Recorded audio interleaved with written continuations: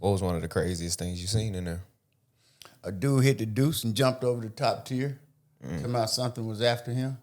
Hit the deuce. What is deuce? Deuce is the penitentiary drug. It's the penitentiary marijuana. It's paper. Yeah. But it's been sprayed or soaked. And you take it, deuce, and they'll sell it by a card, a half a card, a quarter card, a book piece, a little square. And they wrap wire around it and take a battery and touch the battery. And when it starts smoking, you suck the smoke. Then, about 15, 20 seconds later, you don't even know you're in the world. What's up? This is the ChoppedByT podcast. We'll get real, raw, authentic conversations. I'm your host, T. And to the right of me, we got my uncle, my dear uncle, the honorable. What's going on, man? What's up? The incomparable, my Uncle John. Tell him what's up. What's going on? How you feeling, Unc? I'm all right, a little stressed, but it'll be all right. Yeah, I understand that. I feel that. I definitely feel that. I want to jump right into it. The last time we had you on, you pretty much talked about your early life and, your trials and tribulations. Yeah. But I want to ask you this. You talked about the feds. I want you to go more into the feds because when you went, that was your first time ever going to federal prison, right? Yeah, first time ever going to prison, period. Mm. Now, I had been to county jail about 100 times. Prison is totally different, man. Yeah. It's totally different. So what was your introduction to prison? This was your first time. How old were you at the time? 53. 53. Your first introduction to actual prison. Yeah. What was it like at the time going right in? I mean, it was like a larger scale of county jail. County jail, you just stay in the pod. You can't move. Prison, you can move around, go in the yard, the rec center, or, some library, church, somewhere, gym. It's always somewhere to go. But, it's always somebody to watch, too. Yeah. Because somebody always watching you, you know what I'm saying? So, I mean, it was a learning experience, too. Yeah. You learn a lot about yourself when they put you in, like where I was, we was 3 men to a cell. So you put 3 dogs in a pen, eventually they're going to fight. Right. But we pretty much kept the peace all the time. But there were a lot of times, there wasn't no peace either. So you just had to, do what you had to do. So your first day going in, you seeing this facility, a lot bigger than the county jail, I imagine. Walking into this facility, what are your thoughts? Man, I done fucked up. Yeah. That's all I could think about, man. But, it was too late then. The damage had been done, so I had to go and, accept my consequences for my thoughts and my actions. Yeah. Because there are some major ones that come with it. Yeah. But, when I first went in, the guy that was booking me in or whatever, he was like, you're first timer, huh? I was like, yeah, I ain't never been before. He said, he said something about, he said, there's a lot of child molesters here. I was like, it is. He said, yeah. He said, there's a lot of trainees here too. I'm country ass nigga. I'm in Illinois. I'm like, man, what's a trainee? He said, that's a man that thinks he's a woman. He said, you ever seen a man with titties? I was like, not in real life. He said, well, you're going to see a bunch of them here. And what they do, man, they give them this pill called estrogen. And taxpayers pay for it. Because the prison issue them. So, and they go to pill line twice a day, every morning, every afternoon, to take them pills to make their nails grow, their titties grow, their skin get smooth, all that, man. Their hair grow. That's crazy, though, but, I remember one time it was so messed up in there, a man could go to the window and get a pair of bra and panties, and we couldn't even get a box of oatmeal cakes.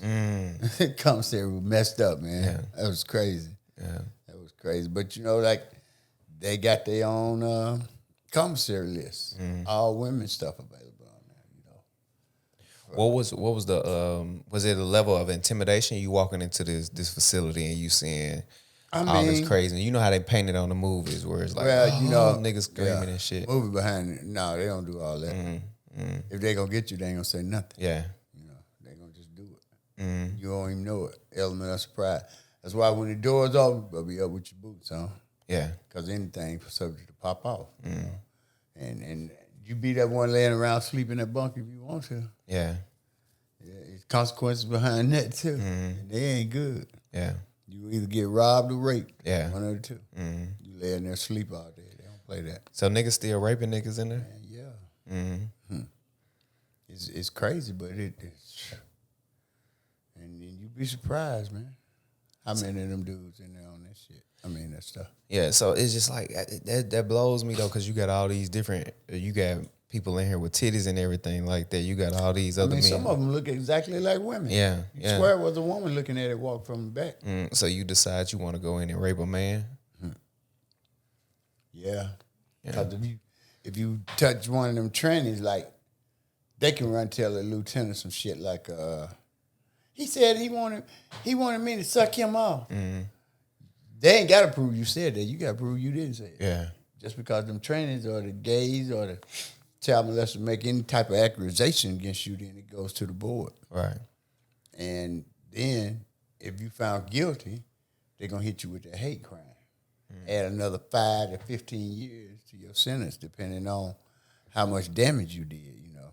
And a lot of them, the gays and stuff, they know that too. That's why they'll intimidate you. Right.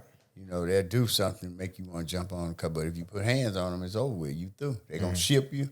Then they're going to take you outside and going to put you in like regular court. You know, and give you some more time. That's how they operate. That's how they do. What was one of the craziest things you seen in there? A dude hit the deuce and jumped over the top tier. Somehow something was after him. Hit the deuce. What is deuce? Deuce is the penitentiary drug. It's the penitentiary marijuana. It's paper. Yeah. But it's been sprayed or soaked. And you take it, deuce, and you they'll sell it by a card, a half a card, a quarter card, a book piece, a little square. And they wrap wire around it and take a battery and touch the battery, and when it starts smoking, you suck the smoke. Then, about 15, 20 seconds later, you don't even know you're in the world.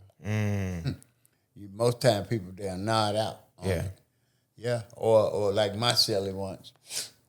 I was in the shower, and like when something kick off, your whole car coming. And my celly was in there, and they thought me and him was in there fighting because he had the curtain up. See, when you got the curtain up, that's automatic.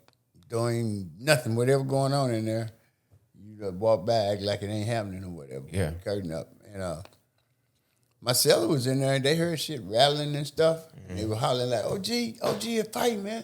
So the crew from Nashville, a couple of them from Kentucky, one couple from Alabama, we was South car. So they all ran up and ran in my cell. I'm hollering out the shower. Hell, I ain't in there, man. I'm in the shower. Man, I get out. I come out of the shower. I knock on the door. And my cell didn't say nothing. I pull the curtain back. He done fell out on my damn bunk. Done tore up everything. And out of his locker, I kept a lock on mine. He throwed everything on the floor. I came in. I'm like, Nate, what's wrong with you? This nigga said, OG, I whooped that bitch, man. I'm talking about, man. That dude had him crazy. Man. Yeah. Had him crazy. So you say he jumped off the top tier? The dude? Yeah. Not your cellmate, but one of the guys. Yeah, one of them white boys. Did he die? No, I think he broke his arm or some shit. Yeah. Yeah, he bruised some ribs or something because he fell on his side. Yeah, man. I mean, when I first got there, I saw people, they call it flipping out. Like, what the hell he on? Like, he on that deuce, OG, don't never touch none of that. That's what my celly was telling me. His name was Jay Bird. He was from Springfield, Illinois. And he was like, man, don't never touch that shit, OG. That's what you're going to be doing. And I was like, man, no, that ain't for me, bro. Yeah. I'm talking about, there was this big native. His name was Star. Because they built a reservation on Star's land. Star get a $300,000 check every quarter of the year. Because that's what they pay him for putting that casino on his land. Star bought $60,000 worth of dues, man. It's jokers and I getting rich off of that shit. Damn. I'm talking about somebody come out and buying Hellcat first day type of shit from the dudes. I mean, because it's so easy and they'll never stop it because they can't detect it. But, they be trying. They done took every method that they know and they're still getting in. Yeah. What was that was a big thing in there, the drug trade? What was that like? Where I wasn't no drugs, but the deuce. Yeah, that was it. Oh, gotcha. I was in Southern Illinois. Out of 300-400 guards, we had 2 black guards. This old black man and this big, I think she was a lesbian, dyke, or whatever you want to call it. One of them big chicks. That was it. All the rest of them were white boys. And they ain't bringing shit in. Nothing. Yeah. But not ask them. It's over with for you. But, I mean, now they did have a smooth way of getting stuff in, but it's always a rat in the midst. Always. And somebody told it. Because, see, the guys from the camp used to bring shit to the factory. And you go down in the basement and, they stash it down there. You go down there and get it. Yeah. But somebody told that. When they raided the spot in the basement, they got about 5 pounds of tobacco, about 25 sheets of deuce, about an ounce of weed. They had weed and everything. Now, the Mexicans, I don't know what they be doing, but they be getting shit in all the time. They keep it. They keep everything. Yeah. Whatever you want, they got it. And that was crazy, man. What is the whole structure of it? Is it basically like racially divided in prison? Well, yeah, pretty much. Yeah. I mean, you ride with your car in the feds. What your car is whatever state you from. You stick with the same people from that state. Or like, if we said Tennessee car, then, we just be like Tennessee car. But then if you said we in the South car, then if something pop out with a dude from Texas or Florida or anywhere in the South, then you're supposed to ride with him because he in the South car. But most time what they do, they'll go to the shot callers and let them try to squash it or sell it, This one get on his people and this one get on his people, and they resolve it out. Like if you owe a debt and you don't pay it, see, hands on debt paid. That's the rule. But a lot of them, man, they just, like I said with that deuce, it takes you to a whole nother world. I'm talking about they be blacking out and everything. Yeah. But back to what I was saying about the big native Star. Star would hit that dude, run up out of the room. He said jump on one of the tables in the pod and start hollering, gather the braids, white men is coming. That's it, man. Then one dude, he ran up out of his cell, run clean up out the pod. He like got the CO fired and everything because that door was never supposed to be unlocked. Yeah. He's supposed to lock it. Dude run clean up out the pod, man. He going down the hall like he doing karate when they try to grab him. They beat the shit out of him. They whooped him, boy. I mean, when them guys come, like with them shields and the black boot type of shit. Yeah, a lot of people say that's in the state, but shit, where I was, they had a crew like that too. All white boys, man. Biggest white boys I've ever seen in my life. All of them 6'6", 6'8", 300-400 pounds. They didn't play either. Yeah. Buck if you want to. It's over with. You go in the med. Yeah. So what was, all right, so you always, since I know you my whole life, you always gave game, you've been like OG or whatever, right? What was it like seeing a lot of like young black men coming in there all the time, cycling? I mean, it's like a revolving door, man. Some of them get out and don't stay out 3 months, and they right back because they don't violate it. But, I mean, a lot of them in there, man, some of them that time hadn't hit them yet because you 22 years old. Bro, they just gave you 562 months. Do you not know how much time that is? Yeah. Divide 12 into that and you're going to get your years. You're like, man, OG, I walked that down, bro. You finna be here about 60 years. Yeah. How you going to walk that down? You 22 now. Yeah. They going to probably roll you out here in a wheelchair. Yeah. But most of them, they ain't going to make it no way because they got to be into everything. Got to, always know what's going on. That's what you don't want to do in prison. Never meddle in nobody else's affair. Respect is the main thing they teach you in there. If you don't learn it, they got somewhere they're gonna send you. Yeah. But like I said, man, it's really a world within itself. Same rules as like in the street, but only they amped up a little more. Say like if like me and you having a conversation, and somebody come and walk between us, he gonna get it. Yeah. We but not be shot callers, we just not. That's all you gotta do. Somebody coming. Yeah. As soon as he go in that cell, about 4 gonna run up in there on him. And ain't nothing you can do. Yeah. That's why they tell you don't get up. When them doors open, get up. Don't lay in the bed. Because you know me, I was lazy in hell and I went up in there. I want to sleep all day. Now they don't play that. Yeah. You got to get up, OG.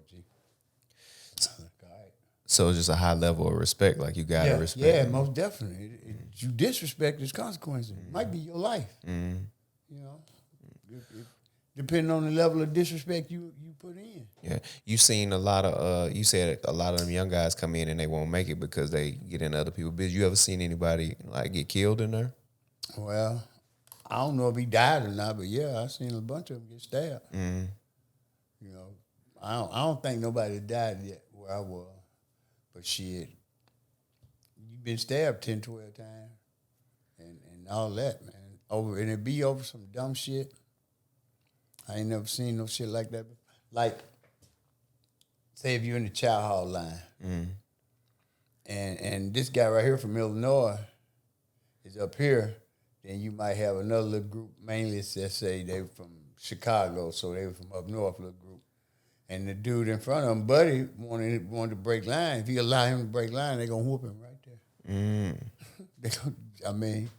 I believe every car got a send out.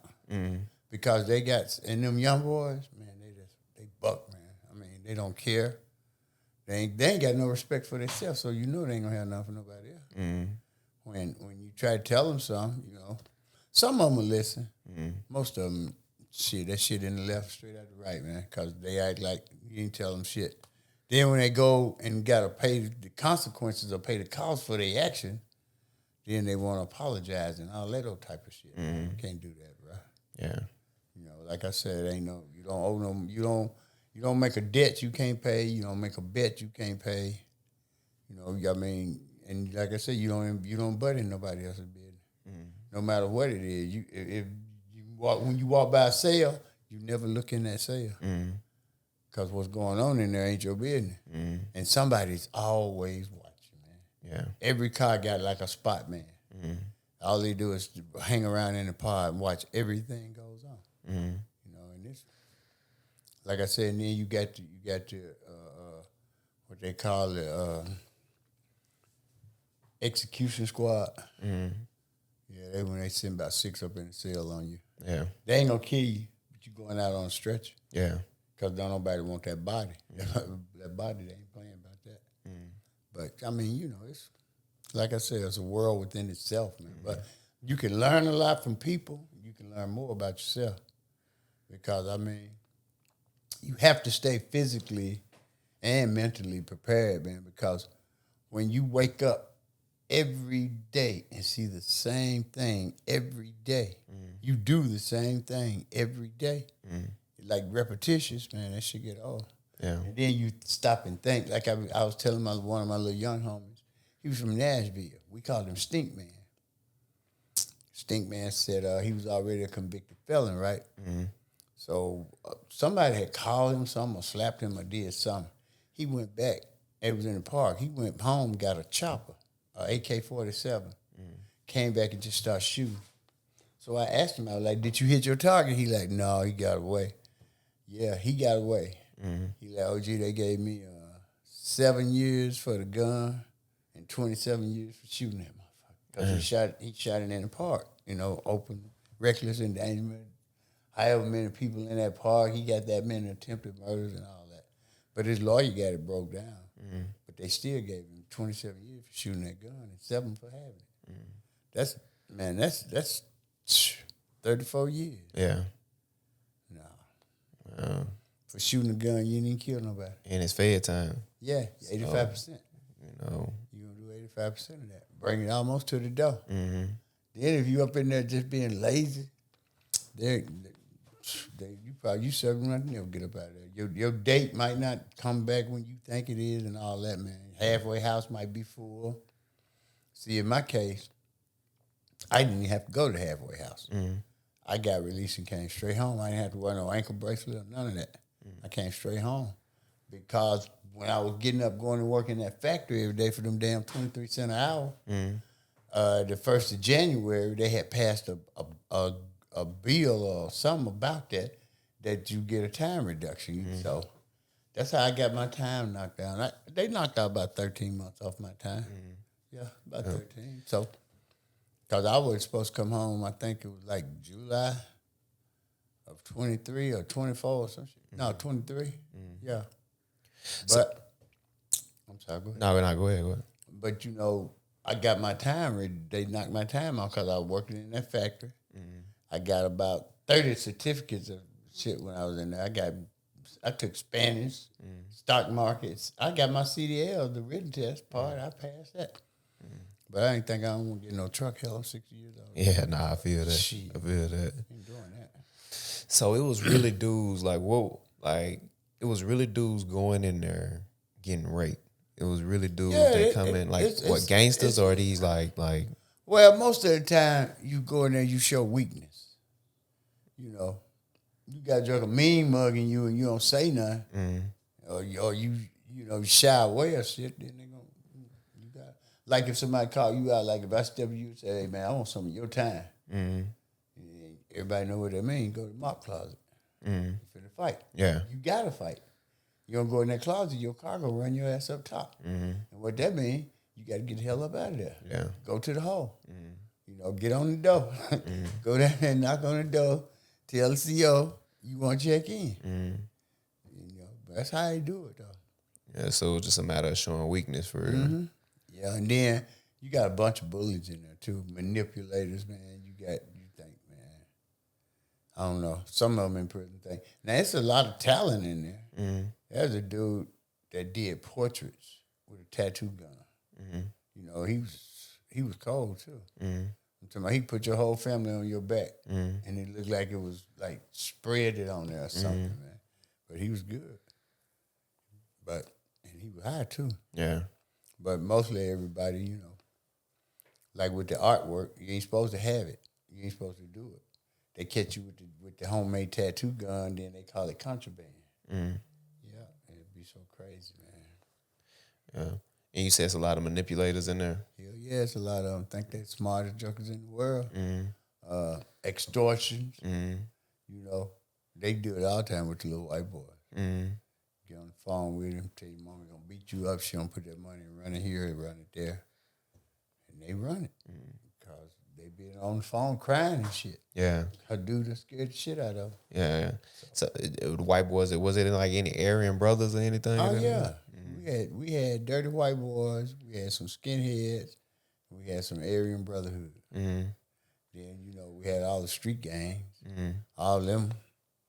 But like I said, most of the time, we kept the peace. Like I said, you didn't touch another race without permission, or you hadn't talked to the shot caller. I can't just run up and start fighting you, and you of this set and I'm of this set. I can't do that without I've discussed it with my shot caller. Because see, then you start racial wars or you start a lockdown, major lockdown or whatever. So, you have to always just talk it out. Yeah. But now if they do something bad enough that ain't worth talking, it's on. Yeah.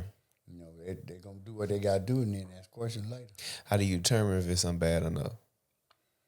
Well, when you hear him in that cell whooping him or something. Yeah, it just happened. Yeah, or they tell he done fell out on the deuce, but they done beat him half to death. Yeah.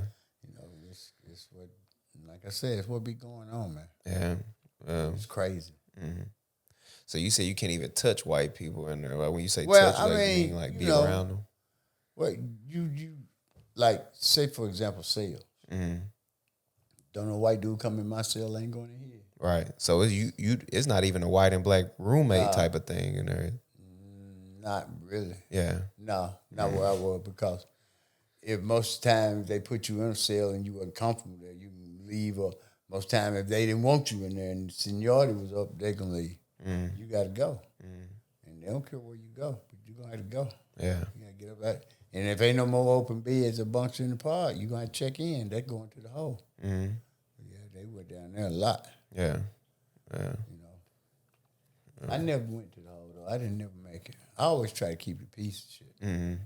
But, a lot of times it didn't do no good because they wasn't listening. Yeah. But like the young generation of today, they don't listen.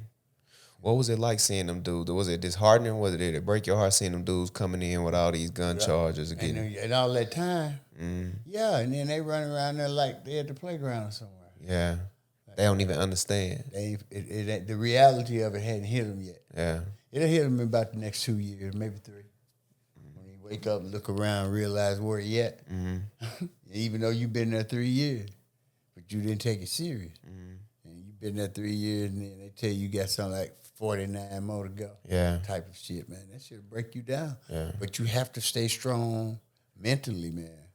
Because like I said, it's always somebody want to try you, want to try to punk you out, or, you know. So that's why you never go nowhere by yourself. You always take a homeboy, or you take somebody in the car with you. Whether it's walking the track, whatever you're doing, just so you don't never be by yourself. One time, though, they was trying to run in my part, they was trying to run Tennessee car up top because one of the dudes in there was my cellie. I was in the cell with him, but this little guy coming there and gonna rob him, and the little dude gonna rob him was from Tennessee too. So and then see stuff like that sets off like a chain reaction of shit, man. A racial war or just an in-house war, fight with each other. It all because somebody did something out of line, shit. But like I said, man, it's a learning experience, man. I learned a lot of shit about myself, about myself as well. But I learned a lot of shit about people too. People gonna be people. What does that mean? What do you mean by that? What, people gonna be people? You have to know who. You have to know if you're in the presence of a snake. Just know you're gonna get bit. Yeah. A liar, know you're gonna get told a lie. A thief put up all your valuables. Just pay attention to your circle or who around you. Because like I said, some of them think they're professional con men. Yeah. They know it's time to go to, say, commissary. They come up. They gonna come to you because you the newbie and ask you for something. And you don't know. If you get it to them one time, then it's over with. They're gonna do it every time until you shut them down. Then when they try to get the attitude with you, that's when you probably got to fight. Because if you just let them talk crazy and all that, then everybody in the pod gonna talk crazy to you. Yeah. So you got to fight. Yeah. I told you my first fight. I was doing what I do, get my little paper, and this big dude. He was about my son Jamon's size. So what, about 6'3"? Yeah, I get him about 280 something. He was about 6'1", 6'2". 280 some shit like that. So I sent one of my homeboys up there to get my commissary from him. He came back with a note, dude, and said he didn't get it. He didn't go to the store this week. But my other homeboy done already seen him because I was at work, done already seen him come in with the commissary bag and take it straight to the other dude's cell. So, Stink Man done wanted to whoop him. I was like, man, it ain't even worth it. So I said, the beef with me. So he was like, man, how you gonna be sending your boys? Bro, I ain't sending nobody up there, but that's what the dude was telling you, how you gonna send your boys. He gonna tell me, and then he gonna tell me he wants some of my time. So when he did, I mean, everybody know what that means. She head to the mop closet to get there. Man, I run in there. I went up in there. 4 of my homeboys were with me. He had one dude with him, and I run up in there. I hit him with a 2-piece. Bam, bam. That man hit me. I saw Jamon, Queet, Elijah, Maya, Lazy, and Malachi. Man, he was getting ready to grab me and hit me again, but my homeboys wouldn't let him. They grabbed me. I was like, nah, let him go, man. Fair fight, 1-on-1. Because I did hit him first. I told him I might throw the first lick. Might not throw nothing after that. Yeah.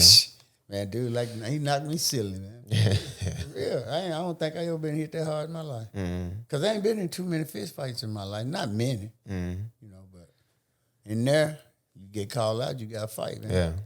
If you don't, so they say run up in your cell and just start taking your shit. Because they know you ain't going to do nothing. Yeah. And now, the crew where I was from St. Louis, them guys are a different breed, man. They cut from a different cloth.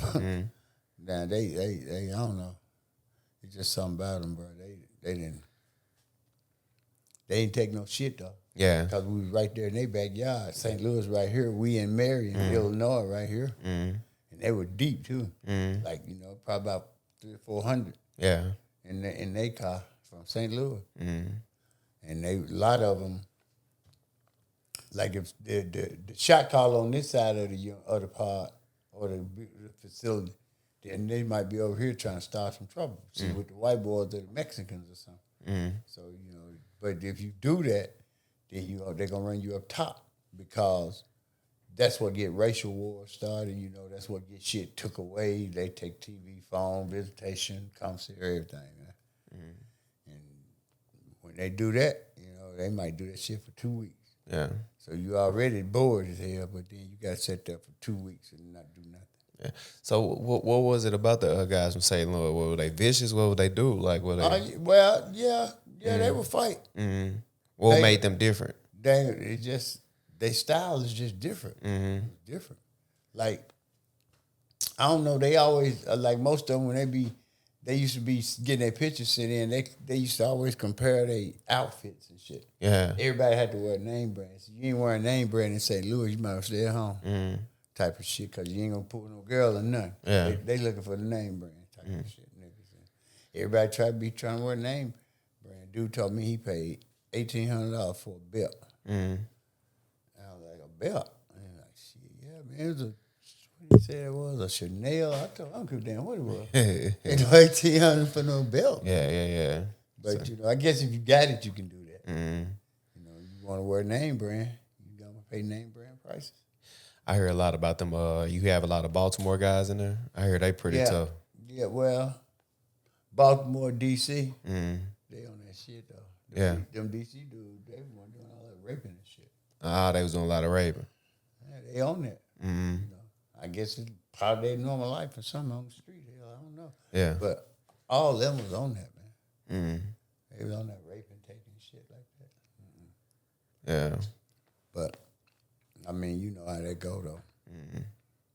But like I said, if you just carry yourself, man, main thing is the respect thing, man. It's a big, they hard on that. You disrespect, they hard, bro. Yeah.